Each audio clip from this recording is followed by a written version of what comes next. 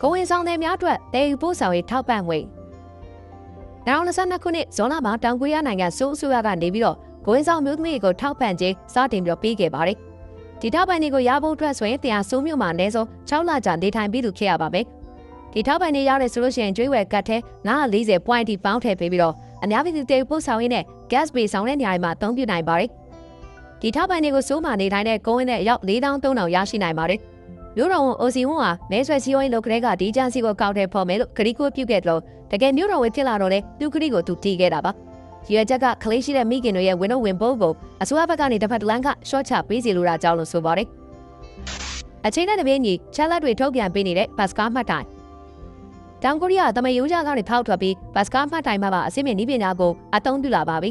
။ဆိုအများပြည်သူတဲပို့ဆောင်ရင်ပေါ်မှာကြီးမမမီကိုနေရတဲ့မျိုးကြီးဖြစ်တဲ့အတွက်ဒီလိုလှုပ်ဆောင်လိုက်ခြင်းကခီးတဲ့တွေအတွက်အများကြီးအကျိုးရှိလာပါတယ်။ဘတ်စကားမှတ်တိုင်မှာရှိတဲ့ screen တွေကတင်းကိုနောက်ထပ်ဘတ်စကားဘဲချိန်မှာရောက်လာမယ်ဆိုတာအချိန်နဲ့တပြေးညီတိပြီးနေရကြောင်းတစ်ကလေးလိုလေဘင်းတရှိရှိနဲ့ကားလာမဲ့လမ်းကိုပြောင်းကြည့်နေကြမလို့တော့ပါဘူး။ဒါပြင်ဘတ်စကားဘဲချိန်ရောက်မယ်ဆိုတာလည်းမဟုတ်ပဲဘတ်စကားဘဏ္ဍစီလာပြီဆိုတာကိုပါသိရှိနိုင်တာပါ။ဒါကြောင့်လက်ရှိလာတဲ့ဘတ်စကားလူကြီးသွားပြီဆိုရင်အတင်းတိုးတက်စရာမလိုပါဘူး။နောက်တစ်ကြီးကိုချွေးတံမထွက်ပဲအိန္ဒိယအလေးနဲ့ထိုင်ဆောင်နေဦးပါပဲ။တစည်းနဲ့ကြီးကြာနေလဲတိတ်မကွာတာကြောင့်ရုံနောက်ကြမှာလဲစိုးရင်စရာမလိုပါဘူး။ဒီပညာအစင်းမြင့်လုံးတာကြောင့်စကရင်ကိုတင်ကိုယ်တိုင်ထိတွေ့ပြီးတော့ကားလမ်းကြောင်းတွေစားရောက်ချိန်နဲ့ခီးဆုံးနေချက်လက်တွေကိုပါသိရှိနိုင်ပါသေးတယ်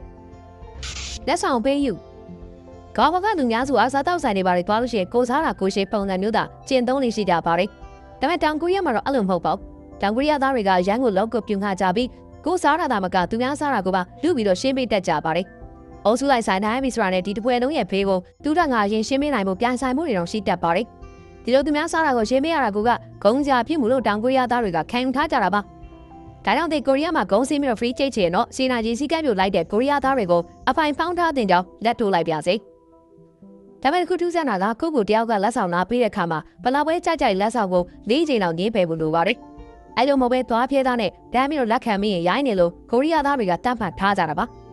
ဝေချင်းငါမှုမှာဆိုရင်လည်းကိုရီးယားလူမျိုးတွေကဘန်တွေကနေပတ်ဆက်မချီပဲမိသားစုဆွေမျိုးတငယ်ချင်းတွေကိုသာလှည့်ဖက်ပြီးတော့ချီတက်ကြလို့ဆိုပါတယ်။ဆိုဂျူ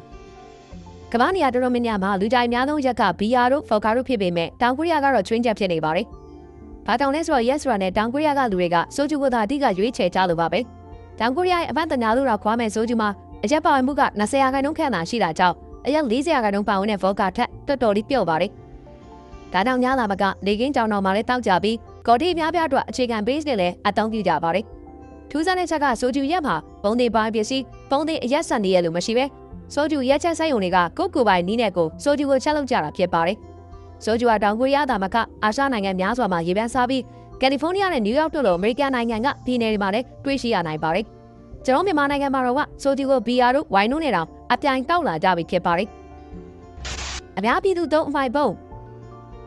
နိုင်ငံများစုမှာဆိုရင်ကိုပြင်းမှာနေတဲ့သားဝယ်စားပဲဖြစ်ဖြစ်မောင်စားတာပဲဖြစ်ဖြစ်စားပြီးတာနဲ့အမိုက်ကိုလမ်းမေးတွေမှာခြာပေးထားတဲ့အမိုက်ပုံတွေကို ready ကိုစုပ်ပြတ်နိုင်ပါတယ်။ခြေလန်းနိုင်ငံလောက်နမ်းလိုက်တာနဲ့နောက်ထပ်အမိုက်ပုံတစ်ခုကရှိနေတာပါ။ဒါမှတောင်ကိုရီးယားမှာတော့ဒီပုံစံနဲ့နည်းနည်းတော့ကွဲပြားပါလိမ့်မယ်။အမိုက်ပစ္စည်းအမိုက်ပုံမတွေ့လို့အမိုက်ကိုဒီတိုင်းကိုယ့်ရဲ့ထဲပြီးတော့အိမ်ရောက်မှပြည့်ရတဲ့ခြေနေမျိုးမကြခဏကြုံတွေ့ရပါလိမ့်မယ်။ဒါကြောင့်ခုနှစ်မှာဆိုရကအများပြည်သူသုံးအမိုက်ပုံပေါင်း3900ကိုဖယ်ရှားခဲ့ပါတယ်။ရဲတပ်ကတော့ပြည်သူတွေကိုမိုက်ကိုတာဝန်ယူတတ်လာဖို့အစိုးရရဲ့ကြိုးပမ်းမှုတရဖြစ်ပြီးကိုပြစ်လိုက်တဲ့အမိုက်ပမာဏလိုက်လေပတ်စံကောက်ခံတဲ့စနစ်ကိုကျင့်သုံးခဲ့ပါတယ်။ဒါပေမဲ့ချိန်ကြာလာတဲ့မြလူနေရက်ကွက်တွေမှာအမိုက်တွေမြင်မကောင်းပုံလာပါတော့တယ်။ဒါကြောင့်ညာပြည်သူသုံးအမိုက်ပုံးတွေကိုအလုံးရင်2500ပြန်ထားပေးခဲ့ပါတယ်။ဒါပေမဲ့အမိုက်ပုံး2000ကျော်တွေထားရှိပြီးတာလေပဲရစ်တို့ဘာလင်တို့နဲ့ရှင်တော့မိုးနဲ့မြေလိုဝါချားနေပါသေးတယ်။မိုးရင်းကနေညတကောင်အထိစာလုံးကြတဲ့ထက်တန်းကျောင်းသားပြတောင်ကိုရီးယားကပုံမှန်ကျောင်းသားတူကမနက်6နာရီခွဲမှာအိယာထားပြီးတော့ကျောင်းသားဖို့ပြင်ရပါတယ်။တချို့သူဒီတဲ့ပိုစောစောထားရပါတယ်။ပြီးရဆိုအကြောင်းမှာညနေ4နာရီ5နာရီလောက်ထိစာသင်ကြပါတယ်။ဒါပေမဲ့သူတို့ရဲ့တဏိတာတင်မှုကဒီညမှာမပြီးဆုံးသေးပါဘူး။ညနေ6နာရီကနေ9နာရီထိတီးတန့်ကျူရှင်တက်ကြပြီးနောက်ထပ်2နာရီကြာ9တိုင်းစာလေ့လာကြပါတယ်။ည7နာရီဝန်းကျင်မှာမမုံပမတ်နဲ့အိမ်ပြန်ရောက်ကြပြီးတခါလေးညသာတန်းစားရေမိုးချုပ်ပြီးတော့အိပ်ရတဲ့ဒိုင်းမင်ပြည့်ဝင်ကြပါတယ်။အဲ့လိုနဲ့မနက်6နာရီခွဲမှာပြန်နိုးကြပြီးမနေ့ကလုပ်ငန်းစဉ်တိုင်းတစ်ထပ်သေးပြန်လုံးရပြန်ပါတယ်။ကိုရီးယားသားမိဘတွေက private tuition တွေအတွက်ငွေကြေးများစွာသုံးစွဲတာပြီးဒီတိုင်းမှာပြိုင်ဆိုင်မှုပြင်းထန်ကြပါတယ်။တောင်ကိုရီးယားမှာတဘာဝတယံဇာတနဲပါတာကြောင့်လူရင်းမြစ်ကိုသာအဓိကဆိုပြီးတော့ပင်နာကြီးထူးချုံမှလူပွဲစီမှာကောင်းမွန်စွာရပ်တည်နိုင်မယ်ဆိုတဲ့စိတ်ကမိဘတွေစီမှာနစ်တွယ်နေရပါ။ မိဘတွေပြင်နိုင်ကိုလေးထားတာကောင်းတော့ကောင်းပေမဲ့ကလေးတွေခင်ဗျာမှာတော့လူငယ်လူလတ်ခွင့်နေကုန်ပြောင်ဆုံးပြီးစိုက်ရုပ်လိုမျိုးနေစဉ်နေတာခက်တန်းနေရတာတော့စိတ်မကောင်းစရာပါFA တွေထိုင်ငိုရမယ်ကိုရီးယားစင်ငယ်ဖြစ်ဖို့နဲ့ FA ဖြစ်ဖို့လုံးဝအဆိုးဆုံးနေရပါဘယ်ဘက်ကိုကြည့်ကြည့်ညာဘက်ကိုကြည့်ကြည့်ကြွားလုံးထုတ်တဲ့ဇုံတွေတွေနဲ့လွတ်မှာကုန်မဟုတ်ပါတောင်ကိုရီးယားမှာချစ်သူဇုံတွေဝစ်ကြတဲ့ကပ်ပဲဝစ်စုံတွေကတအားခဲစားပါတယ်ဖက်ရှင်ဆိုင်တိုင်းလိုမှာကပ်ပဲဝစ်စုံတွေရောင်းချကြပြီးကြားမှာဒီဇိုင်းခွဲထားတဲ့ကပ်ပဲဝစ်စုံတွေရှိတော့အကုန်ချစ်စွတ်တူပြီးတော့စိုက်လေးပဲကွာတဲ့ကပ်ပဲဝစ်စုံတွေကိုလည်းရောင်းချကြပါတယ်ကိုရီးယားကဇုံတွေကငါစော်ရှိတယ်ဘဲရှိရတွေ့တာဟန်ဆိုပြီးတော့ online ရော offline မှာပါတအားကြွားကြပါတယ်ချစ်ချင်းမြတ်တာတွေကိုဒီလိုပွင့်လင်းလင်းပြသတာကောင်းတယ်ဆိုပေမဲ့ FA တွေအတွက်ကတော့တကယ်မြင်ကစရာပ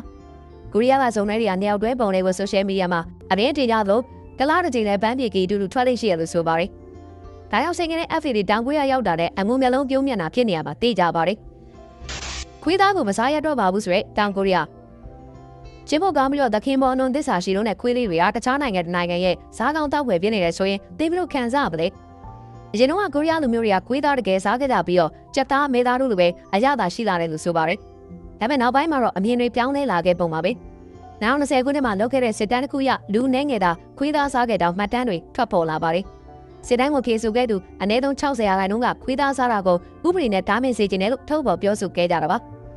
တကယ်လည်းမင်းနူးမှာခွေးသားပါတဲ့စားတောက်ဆိုင်ကိုယနေ့ခေတ်မှာရှာဖို့ခက်ခဲလာပါပြီ။ဒါပေမဲ့စိတ်မကောင်းစရာကတော့အလုံးစုံပြောက်ကွယ်သွားတာတော့မဟုတ်ပဲဆိုင်တွေရဲ့၄ပုံလောက်ကခွေးသားကိုရောင်းချနေသေးပဲလို့ဆိုပါတယ်။ဒါပေမဲ့မကြသေးငါပဲအစိုးရတွင်ခွေးသားစားတာကိုတားမြစ်တဲ့ဥပဒေမူကြမ်းတစ်ခုကိုအဆိုပြုထားပြီးဖြစ်ပါတယ်။အလုပ်ဆွဲတဲ့တောင်ကိုရီးယာ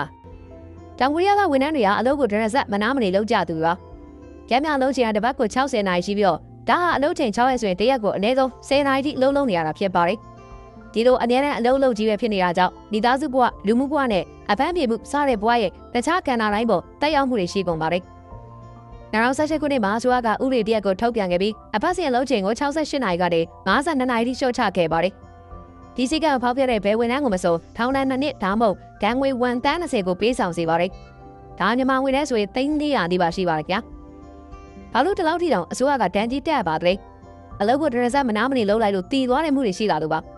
တခါတော့တောင်ကိုရီးယားစိတ်ုံတရုံမှာအလုပ်လုပ်တဲ့မျိုးသားတယောက်ရှိပါတယ်။သူမှမိန်းမနဲ့ကလေးတွေရှိပါတယ်။ဒါပေမဲ့မိသားစုကိုချိန်မပေးနိုင်ပဲအလုပ်တွေနဲ့ကြီးပဲတနေ့တာကပြည့်နေပါတယ်။ရုံးပွဲတွေမှာစိတ်ုံမှာလုပ်လို့ရပါတယ်။ရုံးပွဲမှာဆိုလည်းမနာပဲစားရတဲ့ကိစ္စတွေလုပ်ပြီးတော့အိမ်မှာနေရာတော့မှဖုန်းတွေလက်ခံပြီးရုံးလုပ်တွေလုပ်နေတော့မှာပဲ။အဲ့လိုနဲ့တနေ့မှာတော့မနက်စောစီးစီးရုံးခန်းထဲမှာတည်နေတဲ့သူ့လောင်းကိုတွေ့လိုက်ရတော့တာပါပဲ။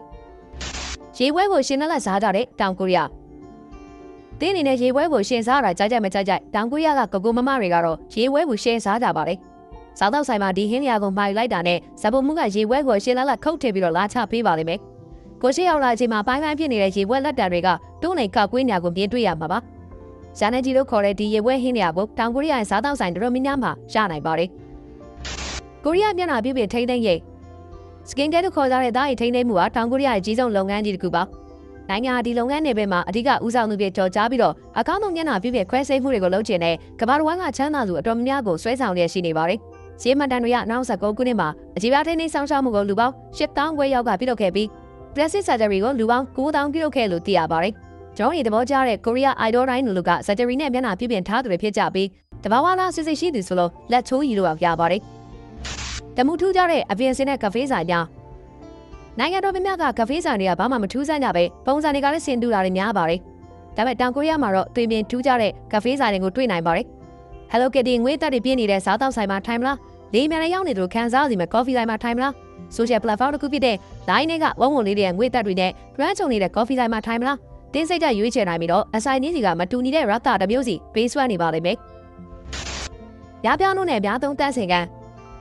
တောင်ကိုရီးယားမှာအများသုံးမိုင်ပုံးတွေလဲပါလို့မိပဲအများသုံးတန်းစင်ကန်တွေကတော့မိုးလူပေါက်အောင်ပေါ်များလို့ပါတယ်။တန်းစင်ကန်တွေကနောက်နိုင်ငံတွေထပ်တောင်မှတန်ရှင်းလို့ပြီးအသိမီမျိုးနဲ့ခေလဲမီတော့ကလေးအတွက်ဒူးတန်းစင်ကန်တွေလည်းထားရှိထားပါတယ်။ဒါပေမဲ့တချို့ဗိုလ်တိုင်းအိမ်သားတွေကအလွန်စိတ်မိပြီးရှုပ်ထွေးတဲ့ခလုတ်တွေပါရှိနေကြအောင်ဘဲခလုတ်ကဘာလို့တာလဲဆိုတာရှားတာနဲ့တင်ထွက်တော့မဲ့အီးကပြန်ဝင်သွားနိုင်ပါတယ်။ထူးဆန်းတာတစ်ခုကတချို့တန်းစင်ကန်တွေမှာဆိုရင်ရိမ်ညောင်းတဲ့ဂန်ဝင်တေးဂီတတွေရောဖွင့်ထားပေးတဲ့တာကြောင့်နားတော်ရာစီနဲ့ AACC အီးထိုင်ရနိုင်ပါသေးတယ်။